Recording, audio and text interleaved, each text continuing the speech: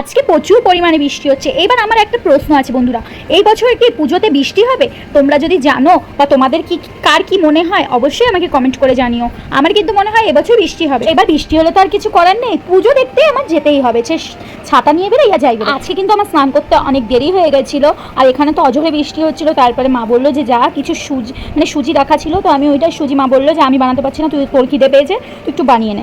আমি বললাম ঠিক আছে তাহলে আমি যাই বানিয়ে যাই। আর এই জায়গা তোমরা দেখতে পাচ্ছ আমি কিন্তু স্নান করে এসেছি, এখনও মাথাটাও খুলিনি। তো আমি কিন্তু আমার খিদে পেয়েছে বলে আমি কিন্তু সুজি বানাতে চলে গেছি।